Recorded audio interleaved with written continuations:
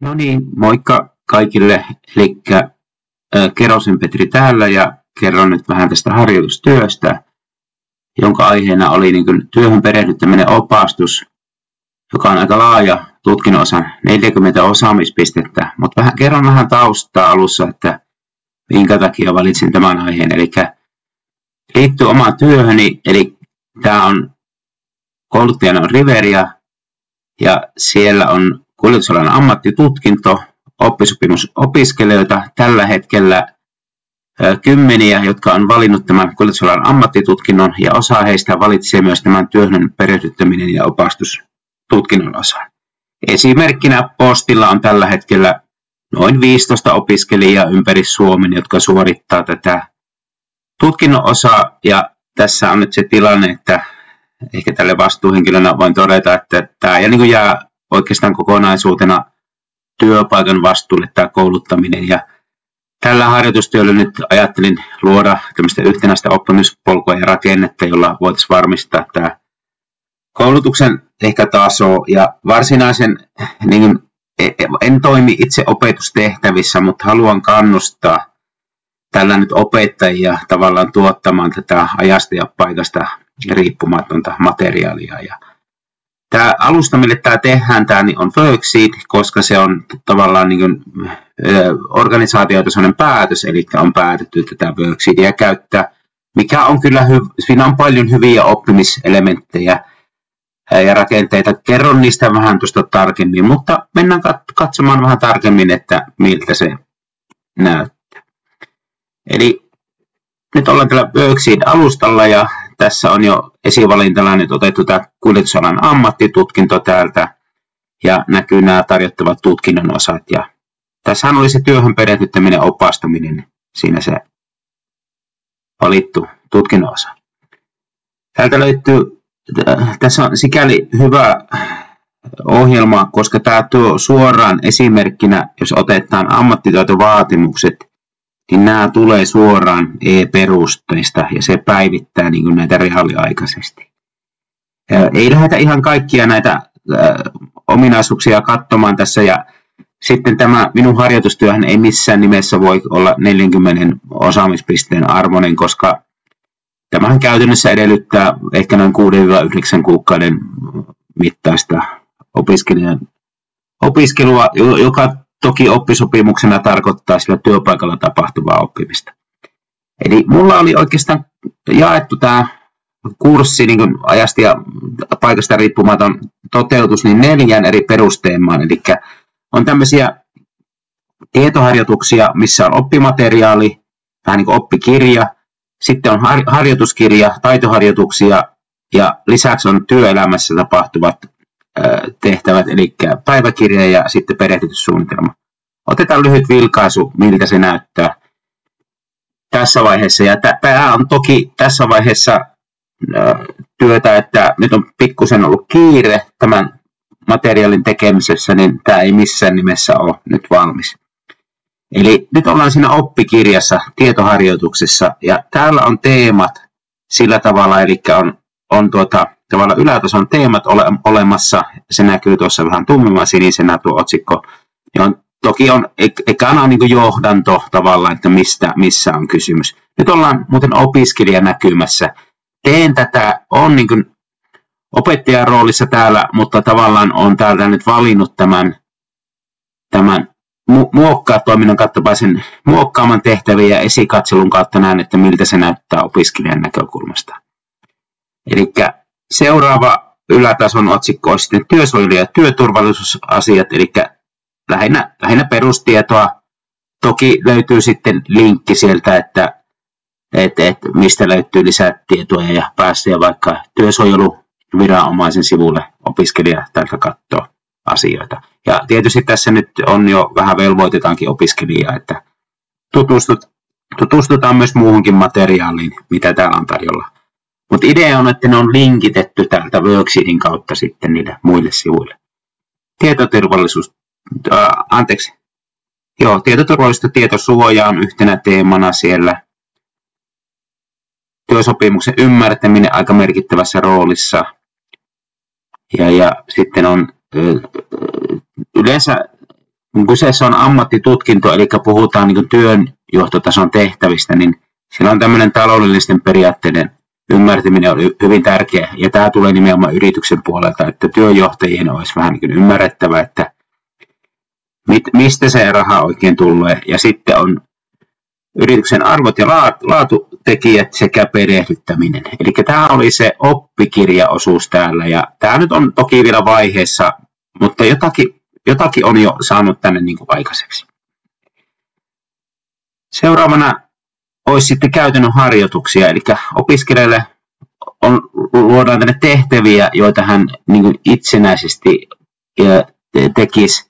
Eli ei vielä liity siihen työpaikalla tapahtuvaan oppimiseen, vaan olisi tämmöisiä, vaikka se nyt on käytännön harjoituksia, mutta on tavallaan ekana tämä ohjeistus ja sitten on täällä tehtäviä, eli pitäisi piirtää organisaatiokaavio. On liittänyt vähän videoita tähän, että miten niitä esimerkiksi organisaatiokaavioita voi vaikka PowerPointin avulla tehdä. Eli nämä on ihan upotettuja videoita YouTubesta ihan kaikkien saatavilla. Sitten on tämmöinen haastattelutehtävä, eli pitäisi haastatella työpaikan edustajia. Ja täällähän niin opiskelija voi tänne kirjoittaa ja lisäksi voi sitten tähän niin on määrittänyt, että voi olla äänitellystä videoklippi tai tekstitiedosta, eli sitä muokkaa toiminnon kautta pääsee niin sitä opiskelijan palautusta, että minkälaisena dokumenttina se pitää tai tiedostona palauttaa. Ja osassa on sitten pelkästään vain, että tähän kirjataan. Ja teemat menee täällä samalla tavalla, että tavallaan sillä ylätasolla on yrittänyt vähän isompia teemoja tavallaan ja sen alle sitten tiettyjä asioita kirjata. Työehtosopimuksessa esimerkiksi AKT on hyvin vahvasti mukana siellä, niin sitten on linkki heidän sivulleen. Kuljetuskustannusten laskemiseen on tässä ajatuksena, että tehtäisiin pieni tehtävä siinä. Ja Exceliin liittyen, no tämä vielä pitäisi miettiä, että onko tuo ihan järkevä. Ongelmanratkaisuharjoitukset on tällä hetkellä ihan vain otsikkona, eli ajatuksena kuitenkin, että kun on työjohtotasoinen koulutus, niin siellä olisi niin edellytyksenä, että kuitenkin niin tulee niitä käytännön ongelmatilanteita, niin voidaan simuloida jotakin harjoituksia tuohon. Sitten jatkuu siellä työelämässä oppimisen puolella, eli siellä olisi tämmöinen päiväkirja. Ja täällä on ohjeet, miten tämä rakenne menee. Ja tässä vaiheessa ainakin ajattelen, että opiskelija tekisi niin videolla viikoittain lyhyen tämmöisen päiväkirjan, jossa kertoisi viikon kuulumisia. Ja täällä muuten ohjeessa on yrittänyt mainita sen, että tavallaan että näillä videoilla ja kuvilla on tosi tärkeä merkitys, koska niillä osoitetaan myös osaamista.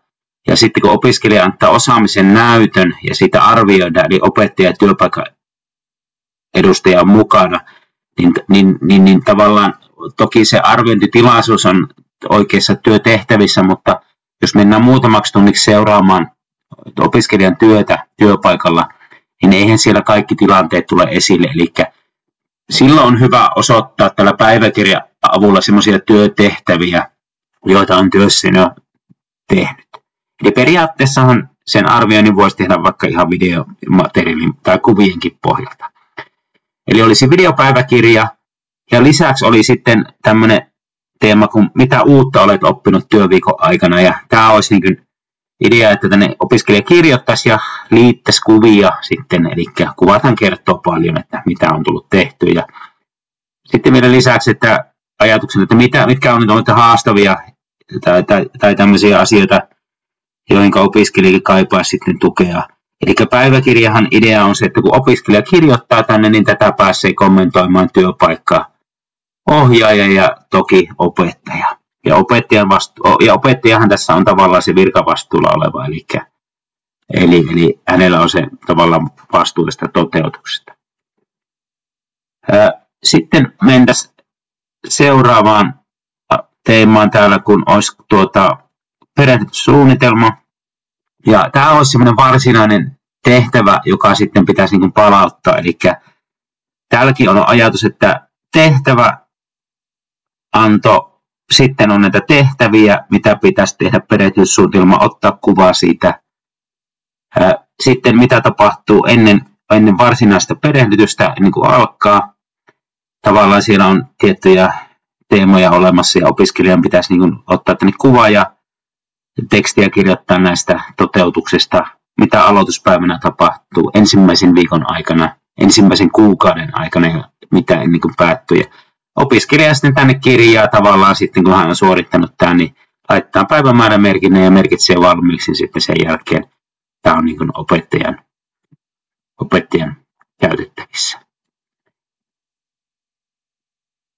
Joo, eli siinä oli oikeastaan semmoinen lyhyt kuvaus siitä, mitä olen tuottanut tällä kurssilla. Ja täällähän on paljon, niin kuin sikäli täällä on paljon valmista materiaalia, ja mikä tästä niin kuin minun mielestä tekee hyvän, että tänne esimerkkinä tämä päiväkirjatoiminto on tässä hyvä, eli kun on videot, kuvat, äänitys siellä mukana, niin tavallaan se materiaalin tuottaminen saattaa olla opiskelijan kautta helpompaa. Tässähän myös on olemassa se linkitys, jota nyt ei toki tähän tehtävään ole olemassa, mutta täällä voidaan myös tavallaan se näytön arviointi suorittaa, joka sitten integroituu sitten sinne Wilma-järjestelmään, mutta en käy sitä nyt tässä sen tarkemmin, mutta toivoisin, että tällä nelikkorakenteella oppimateriaaliharjoitukset, päiväkirja ja perehdytyssuunnitelma, niin opiskelija saisi riittävän koulutuksen. Ainakin lähtökohtana se on, että kun tällä hetkellä se on puhtaasti työpaikan vastuulla ja sitten se ei kuitenkaan koulutuksen järjestäjän näkökulmasta voi näin olla. Eli kyllähän meidän on varmistettava, että opiskelija saa riittävän koulutuksen tehtävilleen. Hyvä, kiitoksia tästä. Ei muuta.